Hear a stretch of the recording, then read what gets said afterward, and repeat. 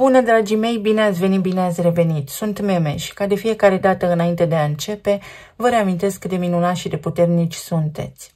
Astăzi vin alături de voi pentru a vedea ce ne spune la nivel de potențial energia în zilele ce urmează. Și indicat, desigur, este ca voi să vă luați de aici informațiile care rezonează cu voi. Vă mulțumesc pentru că îmi sunteți alături, vă mulțumesc pentru cât de minunați sunteți și pentru toate mesajele pe care mi le lăsați. Iar dacă ești pentru prima dată aici și rezonezi cu munca mea, te invit cu drag să te abonezi și să apreciezi clipul. Să vedem așadar ce ne spune ziua de mâine sau ziua în care tu accesezi acest clip, pentru că timpul este fluid, dinamic. Avem niște tensiuni care se formează între Marte și Jupiter. Jupiter este înțelepciunea, iar Marte acțiunea. Marte este în balanță, iar Jupiter în rac. Ambele sunt semne cardinale. Poate fi o energie care vă copleșește în legătură cu casa, în legătură cu relațiile sau în legătură cu acte, cu parteneriate de asemenea, pentru că și partenerii de afaceri sau prietenii foarte buni sunt și ei ca parte din familie. Deci chestiuni care pot apărea din partea unor persoane care pentru voi sunt de referință în viața voastră sau pe care le îndrăgiți foarte mult. Să fie o mică tensiune, să fie conflicte, dar care le aparțin lor, motiv pentru care sfatul vostru s-ar putea să fie solicitat. De asemenea, s-ar putea să vă confruntați unii dintre voi cu foarte multe lucruri care țin de casă, care țin de familie și familia să fie pe primul plan în perioada ce urmează. Mai avem un aspect destul de tensionat care se formează între Venus, care este în Leu, și Uranus, care este în retrogradare în Gemeni, care poate viza relațiile. De asemenea, acest aspect mai poate avea legătură cu modalitatea în care noi reacționăm în zilele ce urmează, să fim mai reactivi, mai ușor de rănit, să luăm lucrurile mai personal, atunci când ni se spune ceva. Oamenii să fie confuzi sau să fie apăsați de niște griji proprii, însă să comunice cu noi tăios, să comunice cu noi ca și când ne-ar critica, iar pe noi să ne doară. Poate fi și o energie pe care voi o transmiteți, așadar să fiți atenți, pentru că în perioada ce urmează oamenii sunt mai obosiți, v-am explicat în emisiunea pentru această săptămână, și mai ușor de lezat. De asemenea, mai avem un aspect care se formează între Marte din balanță și Pluton din Vărsător, care și el este în retrogradare.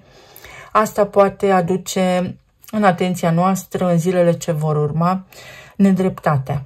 Faptul că vedem mai ușor nedreptatea și faptul că oamenii cer egalitate. Sau poate fi lipsa de implicare a unui partener de afaceri, a unui prieten foarte bun, a soțului, a soției sau a omului cu care ai o relație stabilă în acest moment. Acest aspect mai poate aduce de asemenea și soluții, rezolvarea unor nedreptăți, să nu mai ai de așteptat, să rezolvi acum ceea ce ai luptat mult timp să rezolvi. Pe lângă asta avem în continuare energia mercuriană și cea a Soarelui, care sunt în opoziție cu Neptun cât și cu Saturn. Este o energie care, să știți că cel puțin din punctul meu de vedere, trasează o nouă direcție.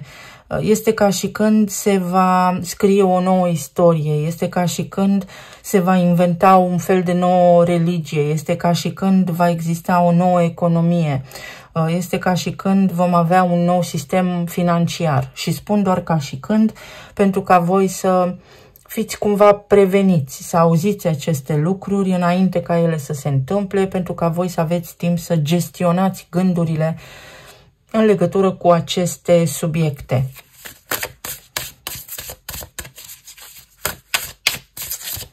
Să vedem mai departe ce ne spune energia, pentru că sunt și lucruri bune care se întâmplă. Uite, albinuța și comunitatea. Poate fi și o perioadă în care să apară niște știri sau niște curente, trenduri, cum li se spune acum, în care oamenii să fie influențați de alți oameni, să se ia unul după celălalt. Să fiți atenți, să gândiți critic și să analizați bine înainte de a trage o concluzie. Dar aici mai vorbim și despre puterea comunității, despre cooperare și despre faptul că există înțelegere, că te poți baza pe anumiți oameni din jurul tău și că îți găsești locul, că nu ești chiar singur pe lume. Poate fi și o perioadă în care oamenii să se concentreze foarte rațional pe obiectivele proprii, pentru că nu avem timp de pierdut, pentru că este o săptămână ideală pentru a te gândi realist la ceea ce ai de rezolvat.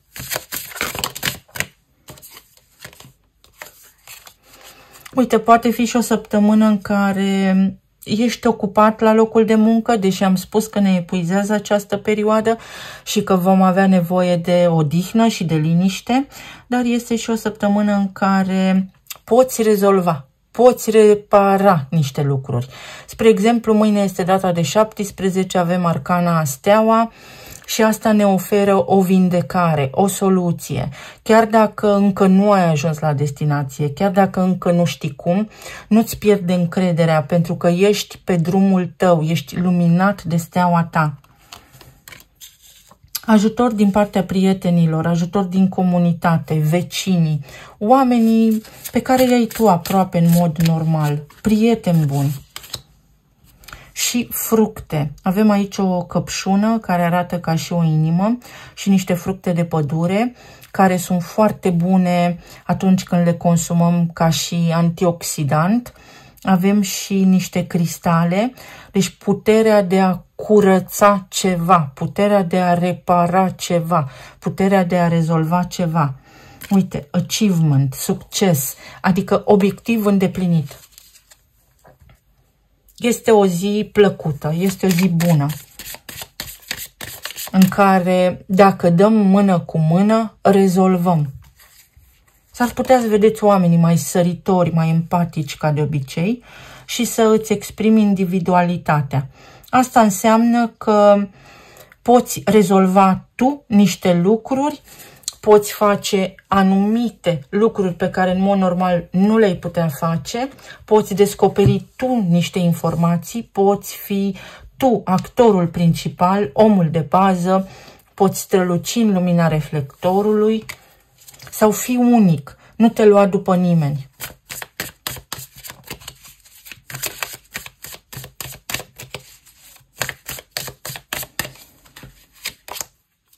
Roata destinului, Jupiter, despre care vorbeam adineauri, 5 de bâte, Venus în leu, un aspect tensionat cu Uranus, moartea, situații care cer încheiere și 2 de cupe, 3 de bâte. La nivel general este o perioadă în care să abandonezi un conflict pur și simplu pentru că lupți inutil.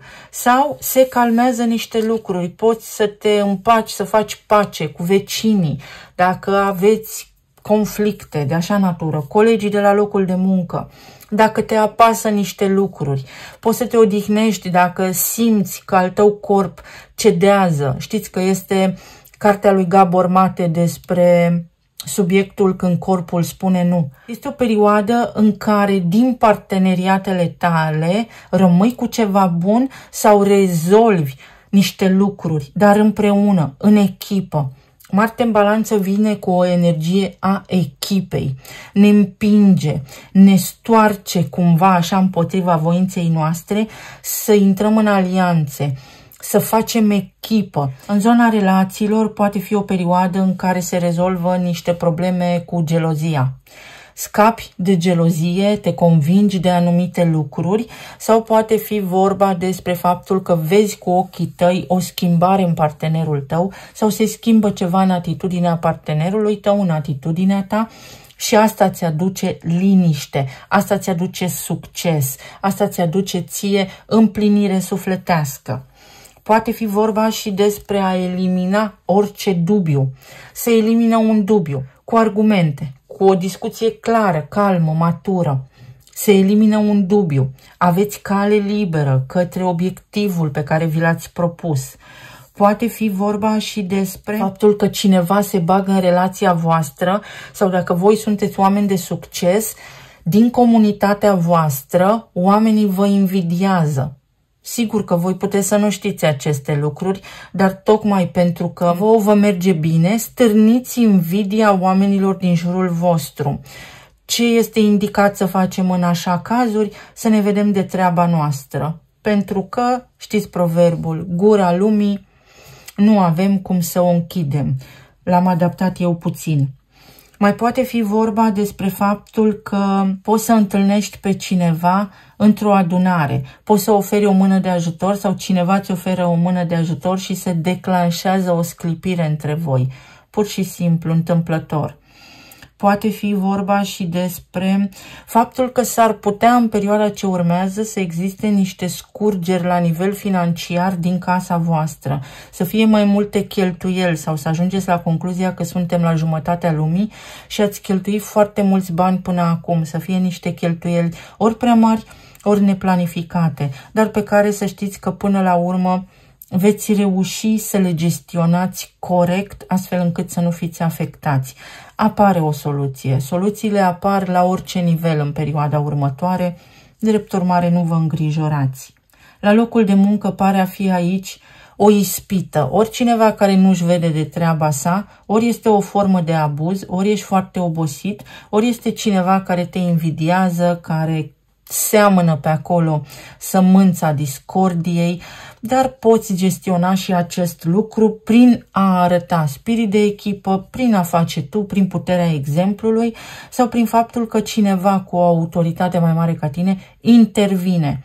Se întâmplă niște lucruri în acest moment care au un sens al predestinării, exact așa cum ar trebui să se întâmple, tocmai pentru ca aceste lucruri să se regleze definitiv, să spunem. Și este o perioadă în care poți schimba ceva, fie în alimentație, fie este vorba despre provocări, așa cum am spus, în zona sistemului digestiv, un tranzit lent, fie este vorba despre faptul că ar fi indicat să evitați în perioada următoare condimente prea puternice pentru voi și să vă hidratați mai mult, sau să faceți un pic de mișcare. Aici avem foarte multă energie de berbec și de leu. Iar asta mă duce cu gândul la cap și la inimă. Atenție la presiune în tâmple, atenție la migrene, la dureri de cap. Cavalerul de bâte. Voință, determinare, o zi bună, o zi în care ești hotărât să faci foarte multe lucruri. Poate fi o chestiune care implică gelozia, așa cum am spus, fie din partea partenerului sau partenerei de viață, fie la locul de muncă. Dar atenție, că nu-ți ia nimeni ce este al tău, pentru că tu ai steaua ta, tu ai direcția ta. Nu consuma energie vitală pentru oameni care nu înțeleg. Poate fi și o zi cu pasiune, deși nu prea este o perioadă a marilor pasiuni. A fost așa luni, o zi în care să spunem că oamenii poate au ieșit în oraș, poate și-au declarat mai mult dragostea, dar este o perioadă mai degrabă în care să prețuiești ce ai și să fii realist, să te concentrezi pe ceea ce ai de făcut. Pot apărea din trecut niște lucruri de care nu te-ai ocupat, pe care le-ai ignorat sau de care ai uitat, dar le soluționezi. 9 de bâte. Un pic de atenție la sănătate în această perioadă. Mai poate fi vorba și despre faptul că te vindeci, te eliberezi de un necaz, de o durere, treci peste o supărare și asta este fantastic. Lași deoparte supărările în această perioadă. Uite, moartea clarifică moartea. Se poate interveni asupra unui diagnostic, se poate interveni asupra unor simptome, se pot ameliora.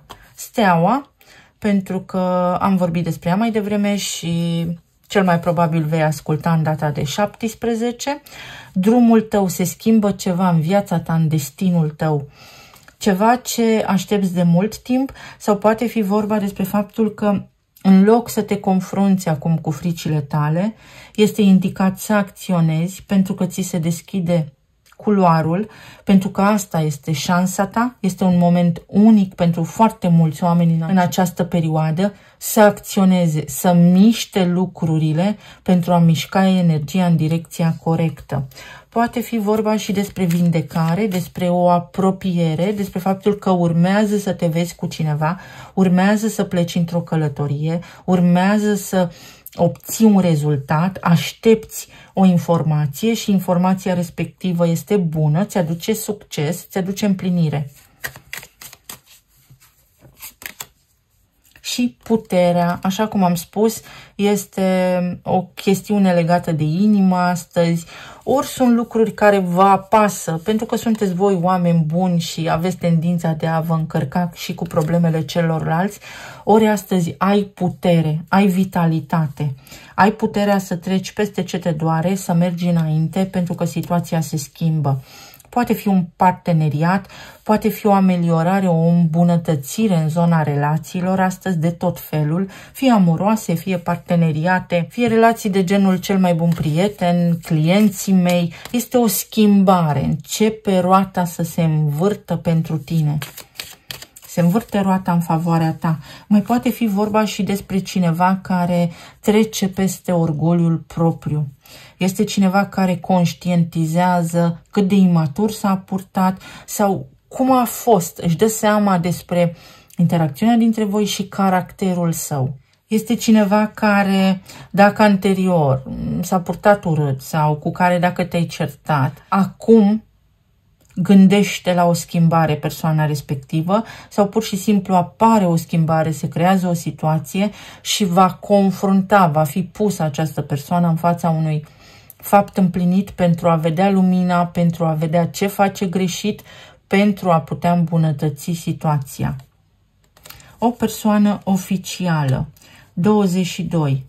Marte intră în Scorpion luni pe 22, odată cu intrarea Soarelui în Balanță. Asta înseamnă în felul următor, că se pot rezolva tot felul de lucruri oficiale, că poți începe un tratament, că primești un diagnostic, că vezi negru pe alb o soluție, că poți face niște lucruri, dar de ordin administrativ, de ordin legal, lucruri pentru care poți avea succes, pentru că în sfârșit ori primești un număr de ordine, ori te înscrii undeva, ori iei o hotărâre importantă, ori este o chestiune care implică autoritățile, așa cum am discutat la început de săptămână, ceva ce înseamnă autoritatea, ori îți recapezi tu autoritatea, încrederea în tine, ori nu-ți mai dai puterea, ori treci peste, faci o contestație, spre exemplu, sau obții un transfer, se întâmplă ceva oficial, într-un cadru oficial. Meriți ceva bun. Și venituri neașteptate. Poate fi faptul că îți intră banii, dacă lucrezi ca antreprenor sau pe cont propriu, veniturile încep să crească, îți stabilizezi rutina, lucrurile încep să-și revină.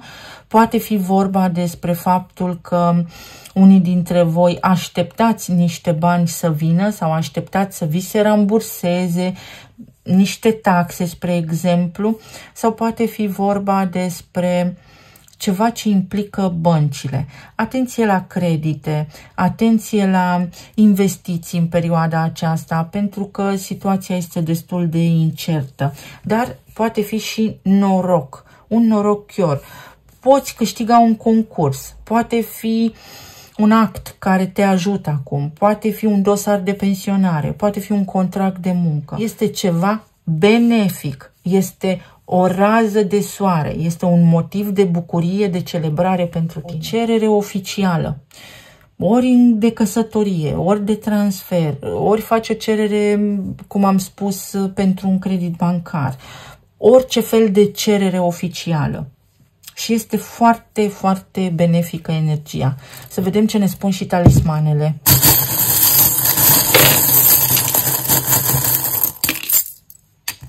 Uite, se încheie un cerc. Ieși dintr-un cerc. Te-ai învârtit în cerc și se încheie acest lucru. Dopamina, despre care am și vorbit săptămâna trecută și nu am apucat să revin. În momentul în care spui oamenilor despre planurile tale, îți pierzi entuziasmul. Dacă vrei să faci anumite lucruri, ține pentru tine, fă așa cum simți tu, pentru că oamenii din jurul tău vor veni cu păreri în ceea ce privește ideea ta. Și atunci s-ar putea să te simți demotivat, pentru că asculți fără să vrei părerile celorlalți. Toamna, o frunză. Este o perioadă în care să eliberezi intenția, să începi, să acționezi, să faci niște lucruri. Chiar dacă s-ar putea să le faci manual, chiar dacă asta s-ar putea să implice niște drumuri care te pot obosi, începi și fă acele lucruri. Uite, un 8 de bâte.